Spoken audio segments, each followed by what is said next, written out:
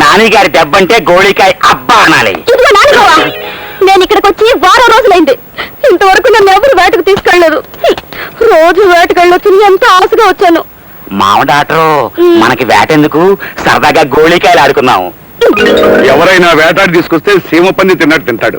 వేటంటే అటుకే కూర్చుంటాడు. పిరికి వ్యథ. అదిగో పెద్ద పులి, అర్ధరాత్రి పూట నేను కొట్టాను. అదిగో చిరత పులి, తెల్లవారుజామున మా చిన్నాడు కొట్టాడు. అన్ని కోతలే, నేను నమ్మను. నువ్వు నోరు మీద పండు కొట్టి వ్యథ. లత, నిన్ను వేటకు మా చిన్నాడు తీసుకెళ్తాడు. ఒరే నాని, నీ ముక్కు పోనుద్ది. జడుపు చేసిద్ది బెదరా, ఫెయిల్ అవ్వక. ఏం పర్వాలేదు. రై చిన్నాడా, లతను వేటకి నువ్వు తీసుకెళ్ళి. అలాగే, రేపొద్దున 10 గంటలకు గోళీలు ఆడుకుందాం. థ్యాంక్ యూ బావా. No mention.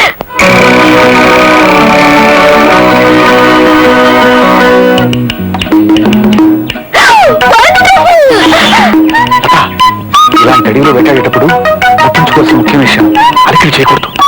నా చేయి పట్టుకుని వెళ్ళగల అందరూ వెతకాడు. నేల మీద గుర్తులు బట్టి, గాళ్ళు వాసన బట్టి జంతువుల దారి తీసుకుంటాడు.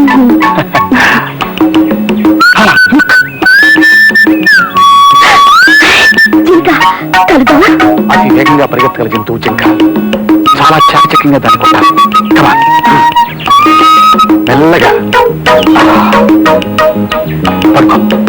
చూడు, ఈ గన్ను ఇలా చేతులు పట్టుకో. That's right. That's good. ఇప్పుడు కనిపిస్తుందా జింక? సరిగ్గా చూడు, అదే కనిపిస్తుంది. సరిగ్గా గురి చూసి నీ చెప్పినప్పుడు నొక్కు. నొక్కు.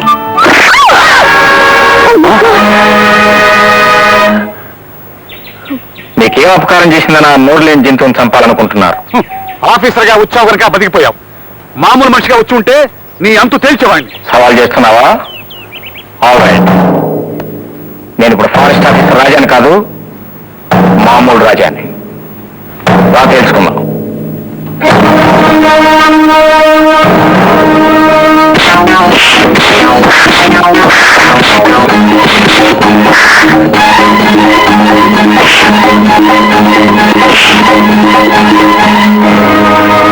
ఒక ఆఫీసర్గా నేను అరెస్ట్ చేయగలను, ఒక ప్రత్యర్థిగా నేను అంతం చేయగలను.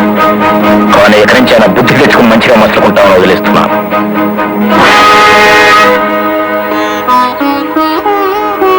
ఆడదాని మనసు జాలి కళంలో పుట్టిల్లంటారు. ప్రతి ప్రాణిని దయతోనూ మమతోనూ చూసే మాతృత్వం స్త్రీలో ఉంటుందంటారు. ఒక జీవికి ప్రాణం పోసి రూపం ఇచ్చి లోకంలోకి తెచ్చే దేవతే ఆడది.